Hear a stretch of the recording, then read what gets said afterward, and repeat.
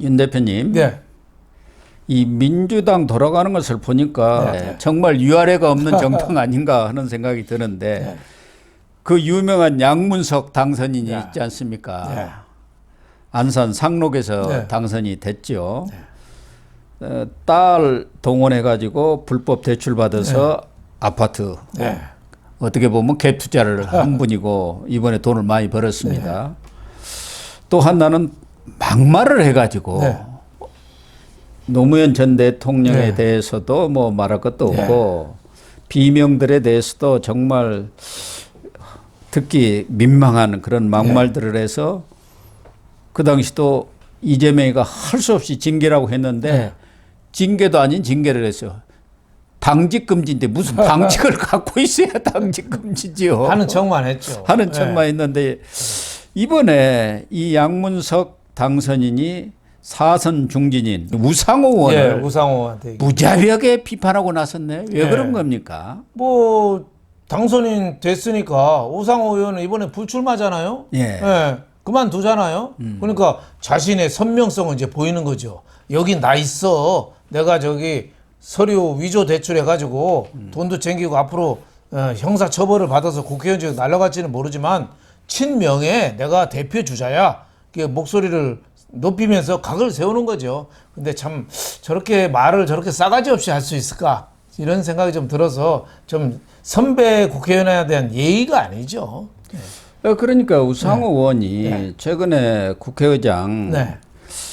후보 선출 문제와 네. 관련해서 이재명과 미랬던 추미애가 떨어졌지 않습니까? 네. 그러니까 개딸들이 지금 난리 법석을 네. 피우고 있는데 MBC 인터뷰를 통해서 네.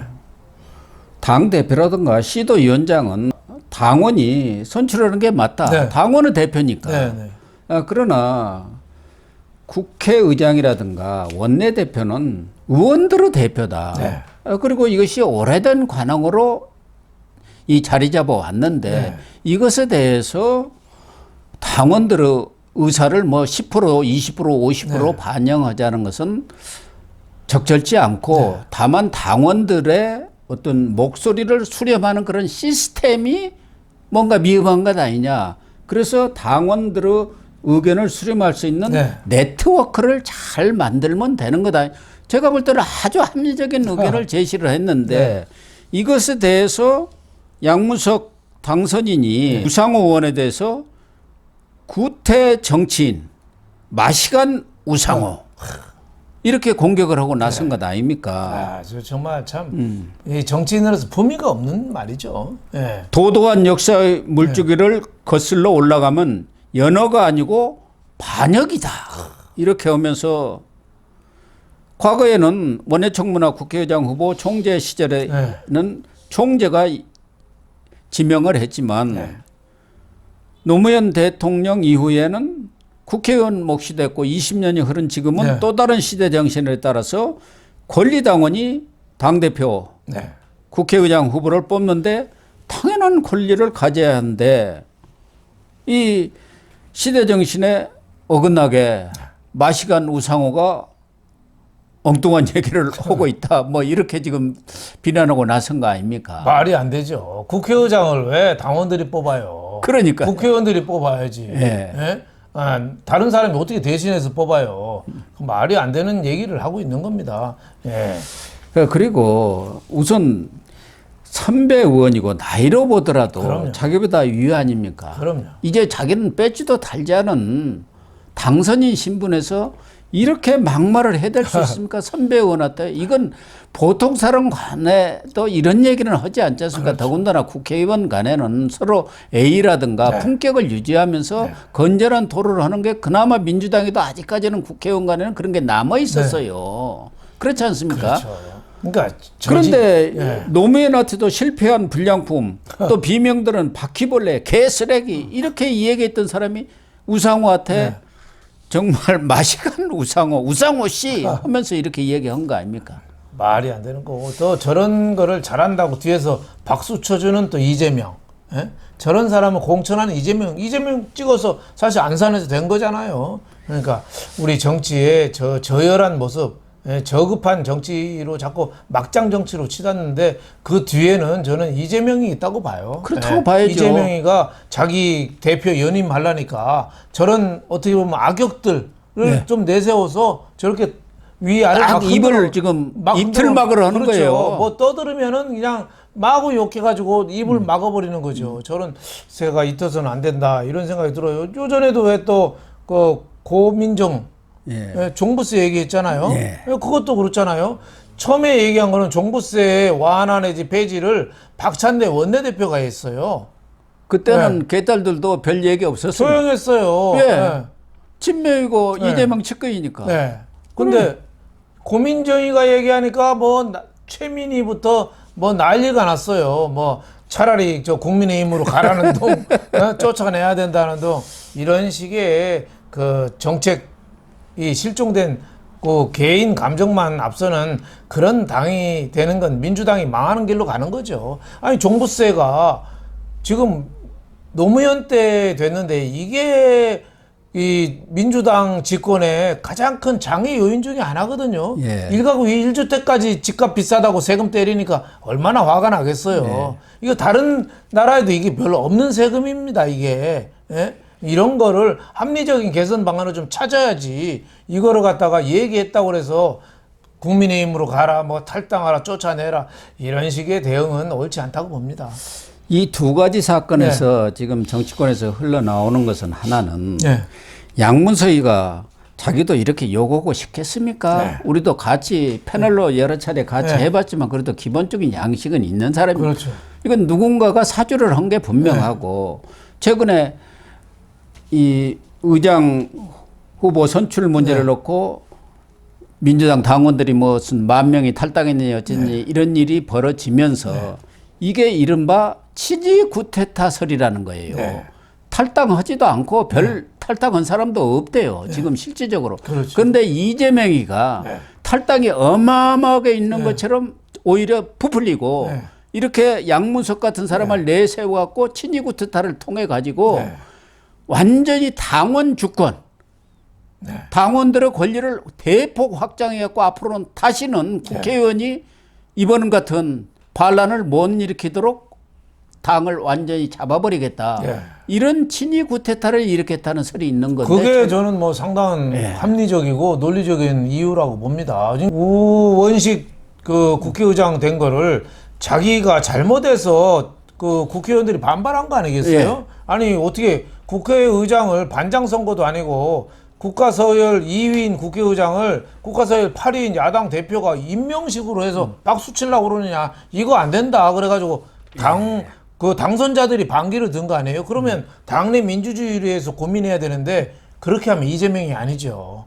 그러면 저재명이죠. 이재명은 이 기회를 타서 이걸 아주 딱 핑계 삼아가지고 당원 주권이라 해갖고 지금 당장 당원 주권국도 신설하고 당원 권리를 2배로 늘리겠다 하면서 완전히 지난번과 같은 반란이 일어나는 것을 원천 봉쇄하겠다. 의원들한테 맡겨놓으니까. 그러니까 대의 정치를 완전히 부셔버리고 직접 개딸들하고 정치하겠다는 거예요. 그렇죠. 그러니까 이게 친위 구테타라는 거예요. 친위 구테타. 이재명이는 위기만 나오면은 그걸 틀어서 자기한테 유리하게 구테타를 합니다.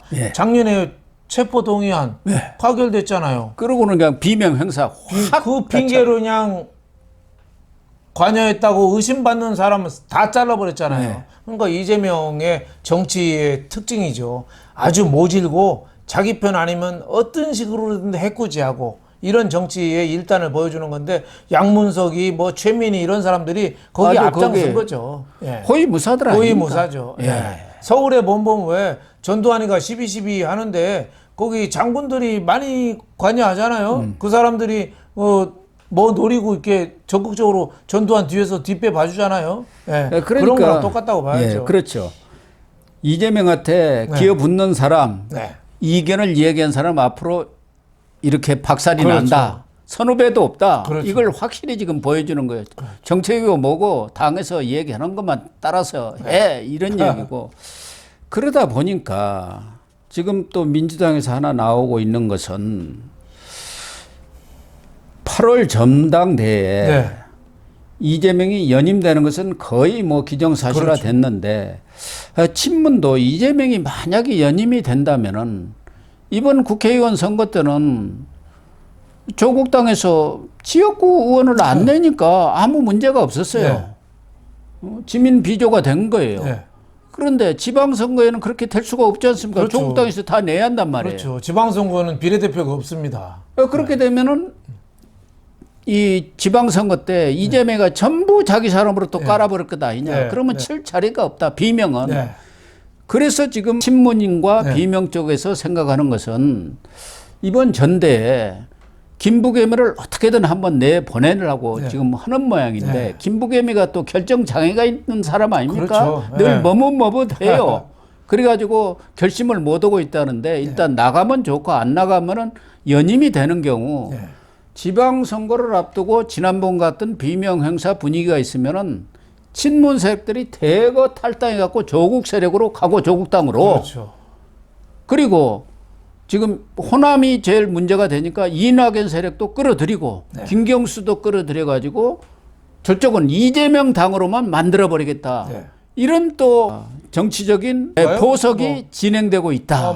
이런 얘기도 있고 그래서 이번에 노무현 그 15주기 추도식 때 이재명 조국 외에 김경수까지 딱 불러서 문재인이가 사자회담을 해서 김경수를 확 대권 주자로 반열로 올려버렸다는 거 아닙니까? 문재인이가 얘기했잖아요. 외국에 너무 오래 있지 말아라. 빨리 들어와라. 이 얘기를 한 건데 지금 지방선거에서는 아까도 뭐 비례대표가 있긴 있죠. 하지만은 지방 의원들이나 이런 쪽에 주로 있고 광역단체 장이죠. 서울시장을 비례대표에서 낼 수는 없잖아요. 그러니까 뭔가 좀 움직임을 좀 보여야 되는데 지방선거에서는 지금 이재명 일변도로 가서는 지방선거에서는 완전히 야권이 분리가 될 가능성이 많아요. 분열이. 그렇게 되면은 자중질환이 일어날 가능성이 많고 친문이 이렇게까지 이 학대당하고 구박받으면은 뭔가 움직임을 보인다고 봐야죠. 그러면은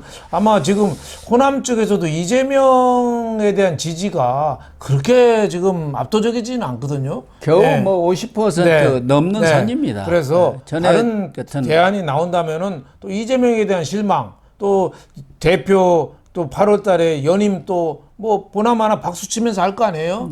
거기에 대한 반발, 또 체포 동의안이 또 계속 넘어올 텐데 거기에 대해서 계속 모르쇠 또 버티기로 나오면은 저는 호남 민심이나 이쪽도 상당히 변화할 가능성도 많다고 봅니다. 그래서 친문 쪽이 다시 물론 뭐 김부겸 또 지난번에 그 이낙연하고 당대표에 나가서 떨어졌거든요.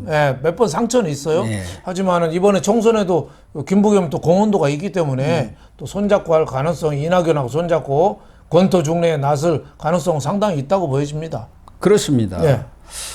그래서 친문들도 나름대로 물밑에서 아주 움직임이 활발해지고 있다는 얘기가 있어요. 어차피 8월 전대는 예정되어 있는 것이고 그 이후 내년은 뭐 선거가 없습니다만 내년 하반기가 들어가면 바로 지방선거 분위기로 가는 거 아닙니까?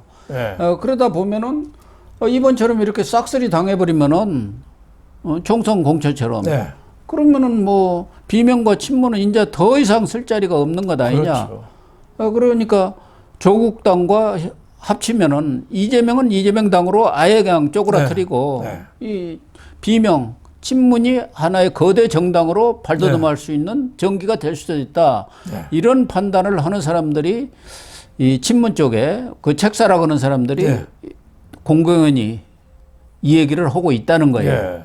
충분히 뭐 가능성이 있는 얘기죠. 지금 양문석 같은 사람이 이런 식의 발언을 하게 되면은 과거 2004년에 탄도리들이 많이 나와가지고 108번뇌라고 있지 않습니까? 초선이 108명이 돼갖고 너도나도 떠들고 아수라장이 되면서 결국은 열린우리당이 망해버린 것 아닙니까? 여기도 그럴 가능성이 많다. 이번에 뭐 초선이 한 70명이 넘지 않습니까? 이 사람들이 이제 국회 문 열렸다고 하면은 아마 난리 법석을 치고 나서고 별의별 일을 벌이면 우리 국민들이 이재명 당 안 되겠다 이렇게 판단할 가능성도 있지 않습니까? 그렇죠. 더민주혁신회의라고 이재명 또 강성 또 지지하는 또 그 모임이 있어요. 거기서 이번에 국회의원이 많이 됐거든요. 31명 됐죠. 그 사람들이 지난 문재인 정권 때 이번 국회처럼 해. 초선 의원들이 엉뚱한 일 많이 했잖아요. 근데 그거보다 오히려 한수를 더 뜬다는 얘기가 있어요. 예. 그러니까 국민들의 관심은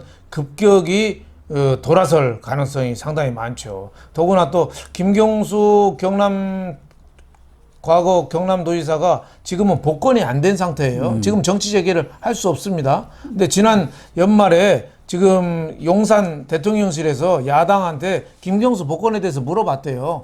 근데 이재명 쪽에서 아무 얘기를 안 했답니다. 예, 거꾸로 온 거죠. 그래서 저는 복권해주지 말라는 얘기죠. 그렇죠. 저는 빠르면 이번 8.15 아니면 늦어도 연말은 연말에는 되죠. 김경수에 대해서 복권을 안 해줄 이유가 없다고 봐요. 그래서 예. 김경수도 조금 늦게 들어오는 거 아니겠습니까? 그렇죠. 자기 와 있을 때 그러면 또 뭔가 맞고 뭐 한 거 아니냐 하니까 그렇죠. 원래는 8월 1년 내정으로 가서 8월에 들어와야 하는데 연말에 들어오겠다는 거 아닙니까? 그때까지 보고 복권이 되고 딱 들어와서 이제 정치 재개하겠다 그런 거 보면은 친문도 뭔가 나름대로 구상을 딱 플랜 A, B까지 다 짜고 있는 거 아닌가 하는 느낌은 들어요.